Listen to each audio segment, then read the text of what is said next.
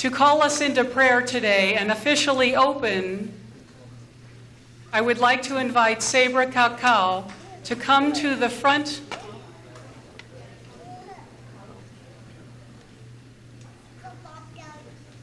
and gift us with who she is and what she brings to this beautiful island.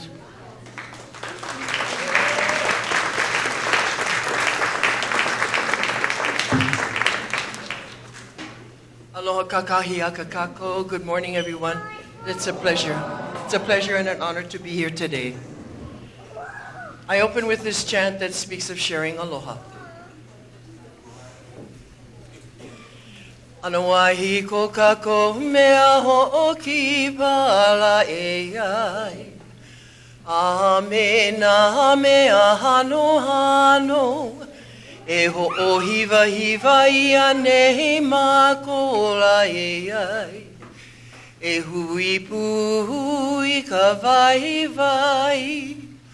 O ko kako mau kupuna la e ai. Yahi pu'ia kako I kalokai.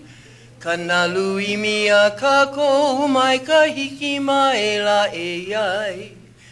Me ke aloha no kako apau. Me ke aloha no kako apau. With aloha one to another. Me ke aloha kako apau. Aloha.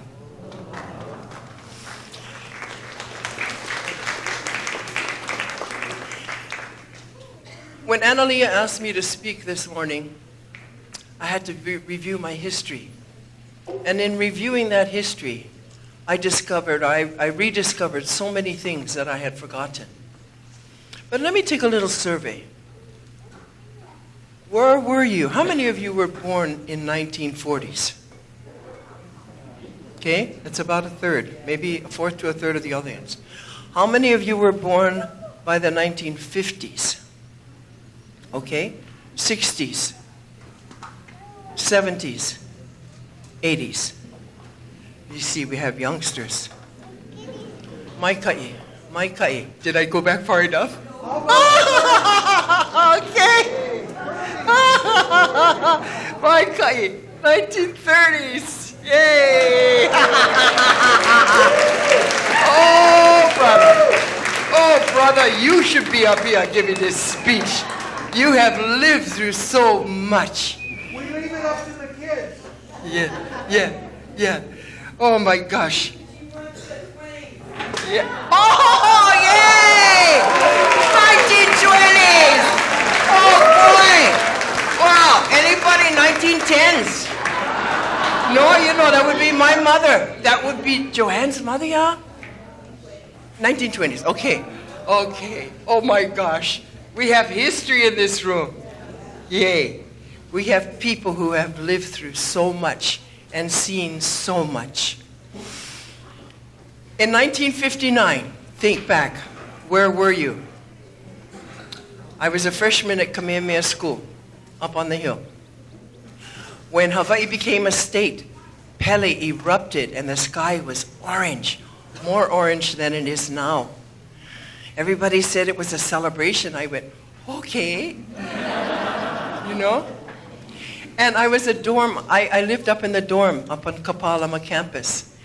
And so we really weren't a part of the festivities and the parades down in downtown. But I did not know until recently that Dr. King came to address that first legislature of Hawaii in September of 1959. And I cannot help thinking that Senator Dan Inouye must have been a very important part of that connection, all right? And Martin Luther King says, I come to you with a great deal of appreciation and great feeling of appreciation, I should say, for what has been accomplished in this beautiful setting and in this beautiful state of our union. As I think of the struggle that we are engaged in the Southland, we look to you for inspiration as a noble example, where you have already accomplished in the area of racial harmony and racial justice. what we are struggling to accomplish in other sections of the country. And you can never know what it means to those of us caught for the moment in the tragic and often dark midnight of man's inhumanity to man, to come to a place where we see the glowing daybreak of freedom and dignity and racial justice.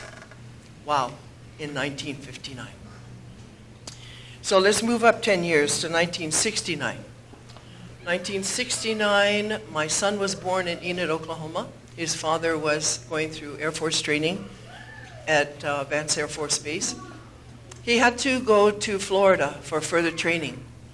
And so we drove from Oklahoma to Florida.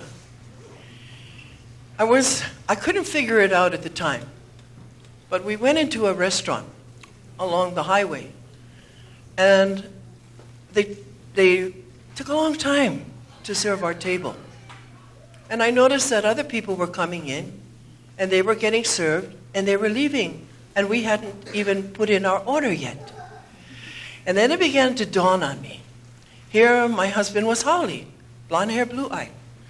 I'm a brownie, dark in the sun. Our son is mixed.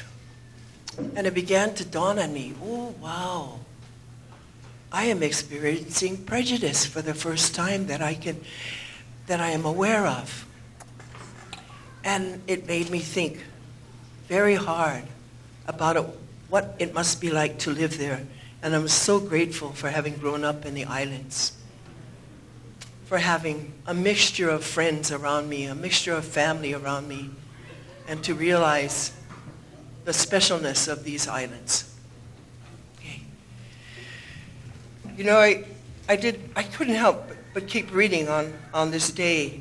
And there was a Representative John Lewis, Democrat of Georgia, who on the eve of this day, he said of race relations in the country, "We have made a lot of progress, but we're not there yet. The scars and stains of racism are still deeply embedded in American society." Martin Luther King had concluded that the church offered the most assuring way to answer an inner urge to serve humanity. And I like that. That's what our council does. That's what our mayor does. That's what our politicians do. They have that inner urge to serve humanity. All of you, you know, you have that inner urge to serve humanity, and I congratulate you on it. Because it takes a special person. It takes a special strength to serve in that capacity. King believed that organized nonviolent protest against the system of Southern segregation, known as Jim Crow laws, would lead to extensive media coverage of the struggle for black equality and voting rights. Journalistic accounts and televised footage of the daily deprivation and indignities suffered by Southern blacks and of segregationist violence and harassment of civil rights workers and marchers produced a wave of sympathetic public opinion that convinced the majority of Americans that the civil rights movement was the most important issue in American politics in the early 1960s. Some of you were voting at that time. Early 60s, I hadn't really come of age to vote yet. I hadn't graduated from high school.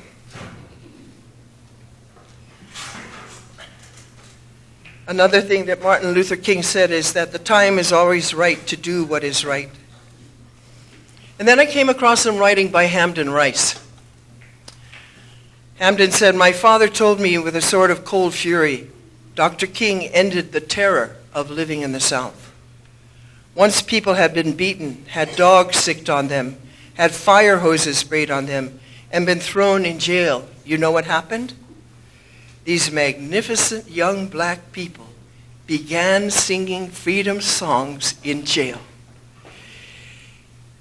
I absolutely loved singing with the KAUAI Hospice Choir under my friend Sharon West's direction.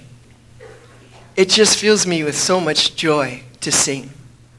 Over this past 18 months since KAUAI passed, we used to sing quite a bit together, and I love that. I love that harmony and that full volume around us.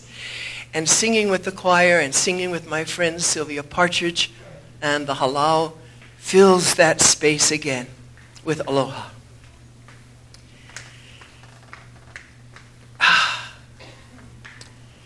So Hamden continues, that, my friends, is what ended the terrorism of the South. Confronting your worst fears, living through it, and breaking out in a deep-throated freedom song. And you're going to hear a song later that Sharon's going to lead. The jailers knew they had lost when they beat the Dickens out of these young Negroes, and the jailed, beaten young people began to sing joyously, first in one town, then in another. And this is what the writer, James Baldwin, captured like no other writer of the area. Please let this sink in, he says. It wasn't marches or speeches. It was taking a severe beating, surviving and realizing that our fears were mostly illusory and that we were free. Freedom, equality, and liberty are not our distractions. They are the irreducible ideals on which America was founded. And these promises are the only solution to repair the divided state of America. That quote comes from SALT, the South Asian Americans Leading Together. It is a fairly young organization, but they too have felt the prejudice because they are brown. They are South Asian. They come from Vietnam, Cambodia, Burma, Thailand, India, Bangladesh. And they have come to our country, they've come to America for education, for opportunity, and to make a contribution to the community. And now Annalie is wondering, when's she going to get to Aloha? Because in looking at, and reading about this, there are pictures of the march in Selma, and they're wearing leis. They're wearing leis. Yay! Wow! So somebody from Hawaii had to make, and they're plumeria leis. And so you got to make them quick, and you got to ship them quick, and you got to wear them quick because in 3, 4, 5 days, they're sort of wilted. And I was so impressed to learn that, and I wondered about all the people who had been behind that, who had shipped them there, and I wondered if anybody in this audience knows the story of those leis. Again, I thank Inoue and our other representative there. All of them had to have a hand in that. When I read about Senator Inoue, it says that he was born in Honolulu, but I want confirmation here because I had also heard that he was born in Wahiawa, here on Kauai. No? It was Honolulu? Okay. All right. Maybe he had family from Wahiawa. Okay? Yeah, he had family here. We've talked to A&B to put up a marker there, a historical plaque acknowledging the fact that his family was from Kauai. So those leis, oh my gosh, how beautiful. You know how special it is to receive a lei. And so today I wear leis that were given to me as gifts. The first two are from my aunt, Eleanor Williamson, who worked at Bishop Museum for many years.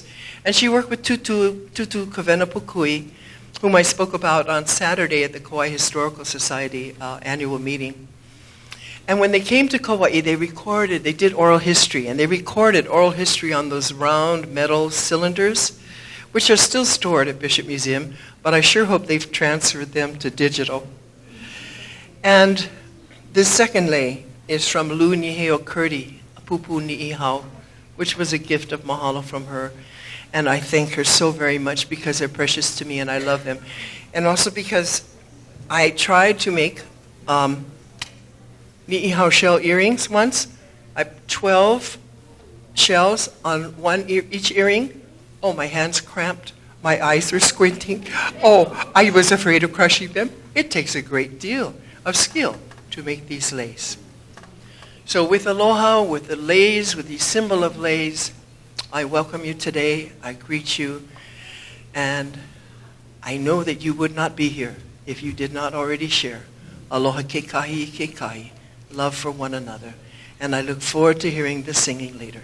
Mahalo ke akua, e ho'opomai ka ia oko. I ask God's blessing on each and every one of you. May you continue in your lives on a path of service to the community. Mahalo kia kua no na mea a pau. Amen.